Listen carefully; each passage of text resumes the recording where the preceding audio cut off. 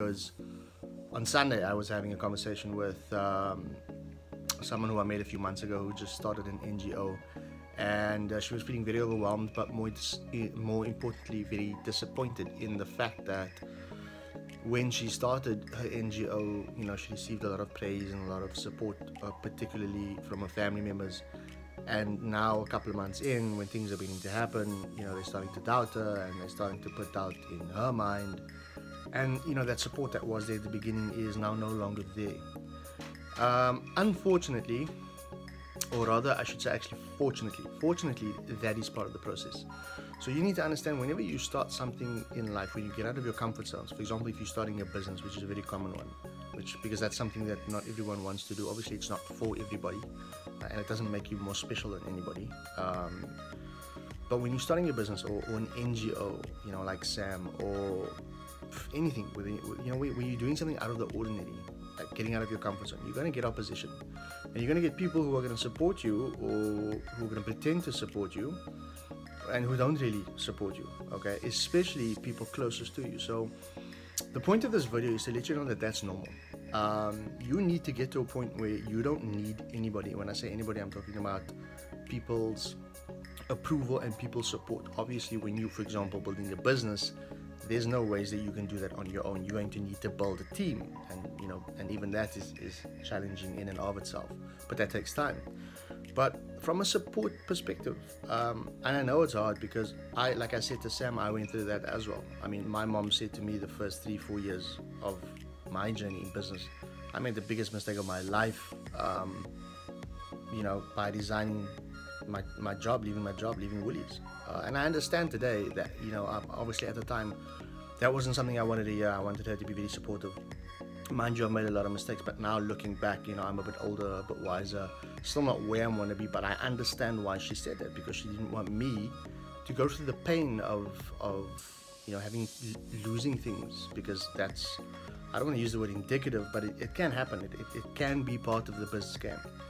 But as I was saying, so you guys are going to look for support, and you're going to look to the people who are supposed to be your number one fans, and they're not going to be your number one fans. Okay, I love to refer to the story of Joseph, where God gave him the dream and he told his brothers, right? And for those of you who don't know, his brothers wanted to kill him, and then they eventually ended up selling him to slave traders, because he shared his dream with his brothers. So that is a very fascinating story, and there's so much value, and there's so much gold in that story, so much wisdom. So what I'm trying to say is, yes, when we start something, or when we go through difficult times, our family is the first people we resort to, but don't let it knock the wind out of you completely when you don't get the support that you thought maybe you were gonna get from them. Okay, that's not the end of the world. I'm not saying you mustn't go and tell your friends and family when you want to do something. If you can keep it to yourself, by all means do that, because people are very, as it Afrikaans word, very afgunstig. Like, a lot of people who actually cheer you on are actually hoping and waiting and watching for your failure, for you to fail. Okay, but understand that, like I said, people who you expect to support you are not. Okay, if you really believe that God's put that vision or that dream in your heart and you're pursuing it, you need to understand that God will put the right people in your path, and it's not necessarily, and most likely not going to be any of your family members or even your friends. Okay, it's going to be completely new people, because you've got to go and influence people in certain other areas. So I want to encourage you, also expect, or rather, I don't want to say don't expect, because a lot of people out there are saying don't expect anything from everyone and you'll be happy, because that's faithless. Okay, but don't look to people for people's approval. Like, hence me saying, if you really believe that God put that vision in your heart, then pursue that. And this is not a religious video. Okay, I am a Christian. I drink, I smoke. No, I'm talking shit. I don't smoke. I swear. I was gonna say swear. I don't smoke. I don't really smoke, except for cigars and something else once or twice a year. But with God, things are real, right? So the principles of God are sound, and that's what I follow. So if God brought you to it, He's going to bring you through it, right? And with God, things, you will literally just save years of your life, because you could be chasing something that's not from God and you could lose years of your life. So again, I'm dwelling on a lot of stuff now, but I know it's very hard, because I told Sam, and she was taking it really hard and she was very emotional. And it is a big disappointment, but learn from me. I learned the hard way. So like now I get up every day and make sure I have my vision, my mission, and my reason, my why. So I have a strong enough why, okay? And I believe I'm doing what God's called me to do for the season of my life, and things will fall into place. It doesn't mean it's going to be easy. It doesn't mean you're not going to have disappointments like Sam had with family, but it's part of the journey, and you need to understand that, okay? And many of you are not wanting to start businesses or NGOs or apply for jobs because you're afraid of what people are going to say, like your family or your friends, okay? And I really don't know what to say to that, other than that, fuck those guys, because you are always going to get people who are going to talk shit about you no matter what you do in life, okay? And the people who are going to talk the most shit, I always say this because I've experienced this. Some of my friends, my family, is the people who are afraid. Remember, when you come out of your comfort zone, when you do great things, when you start businesses, you kind of make some of your family members and your friends look bad. Okay, so it like bruises their ego, but not that it's about them. It's about you, hence me saying, if you believe God put the vision or the dream in your heart, then you pursue that.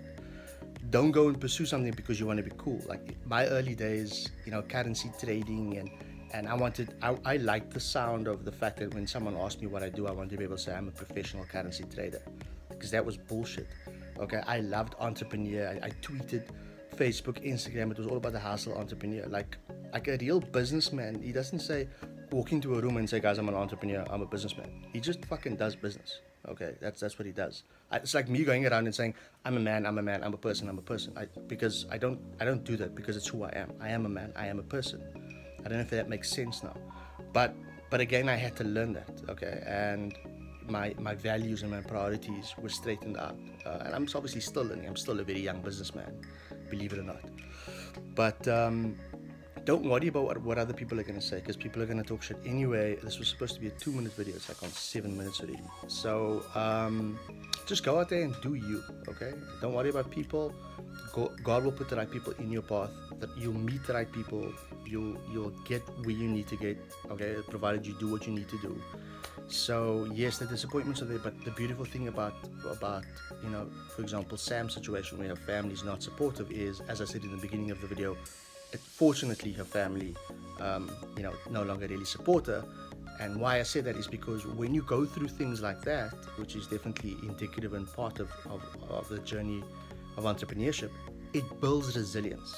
Okay, so you're going to become stronger as a person, you're going to become a better business person, okay, and then it's just going to make you stronger and wiser and equip you to do what you need to do better, yeah, if that makes sense. So I want to encourage you guys, go out there, don't worry about people, okay, what others are going to say. And I know it's hard, I know it's scary. I still feel that way to a degree as well, because I want my parents to be proud of me, my parents, my mom, and my family and my friends, and it's taking a long time because I've made so many mistakes, okay, and that's okay. And I've wanted to quit up until recently, a couple months ago, and that's part of the journey. I needed someone to pick me up, I needed a word from God to keep me going. That doesn't make me weak, it's part of the journey, okay? So don't worry about people, don't worry about support from family and friends. You do you if you believe it's what God called you to do.